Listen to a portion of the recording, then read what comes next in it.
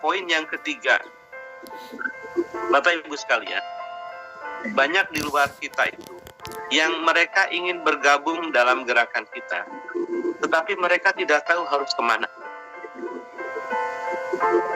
Saya seringkali mendapatkan ini, sehingga saya tentu menyambungkan dengan koordinator-koordinator provinsi. Nah, oleh karena itu, kita merilis itu apa yang disebut dengan kaderisasi berjenjang atau multi level gerakan. Apa maknanya? Maknanya kita akan terus terhubung dalam satu jaringan informasi yang resmi, yang akurat, supaya kita kuat. Misalnya, saya akan terhubung dengan seluruh pimpinan daerah, Korda, seluruh pimpinan wadah. Nanti para pimpinan daerah itu harus selalu terhubung dengan pimpinan kota dan kecamatan.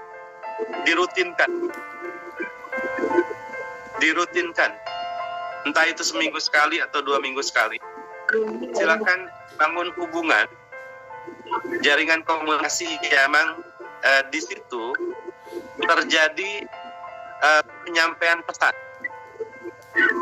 baik itu pesan-pesan terkait dengan perkembangan partai maupun, nah, yang penting nih, yang substantif, kita harus mampu menjawab perubahan itu apa.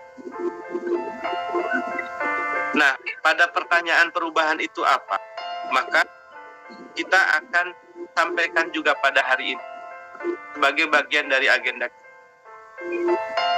Nah, oleh karena itu Bapak Ibu sekalian, boleh sampaikan kepada masyarakat manapun, mereka boleh terhubung dengan kita dalam kesamaan simbol perubahan, dan mereka boleh membangun kelompoknya.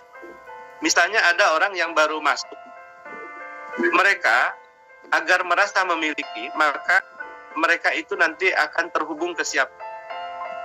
Apakah langsung ke koordinator provinsi? Silakan. Koordinator provinsi bisa mendelivery ke koordinator kota. Hubungkan mereka dengan struktur-struktur yang ada. Dan struktur ini usahakan mereka memelihara hubungan dengan siapapun yang baru masuk. Dan yang baru masuk itu, dia boleh membangun kelompok.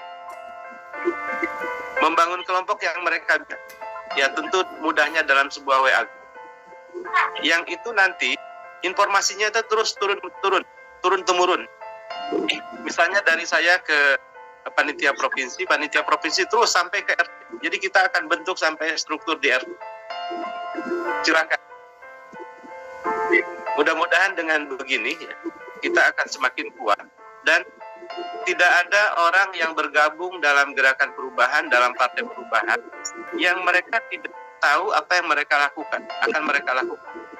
Mereka beri ruang untuk mereka membangun kelompoknya, karena saya yakin orang-orang yang bergabung itu, dia punya kelompok yang sebelumnya ada, sebelum kita, dan mereka bisa merekrut yang lain dalam kepemimpinan yang dibangun.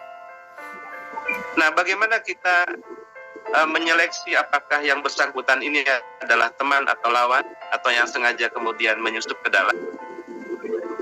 Gampang saja. Lihat agenda yang dia bawa apa. Jadi kalau agendanya mendestruksi, itu mulai diisolir.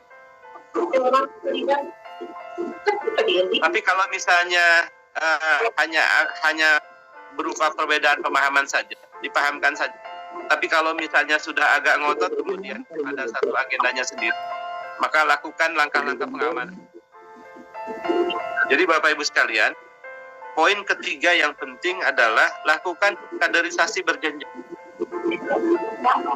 Nanti slide ini boleh disebarkan ke seluruh ya Pak Gubron ya, Pak Sekjen. Nah, yang keempat tentu berkaitan dengan info perkembangan, tetapi saya akan lewati dulu yang keempat. Saya masuk langsung yang kelima, yaitu usulan dari provinsi.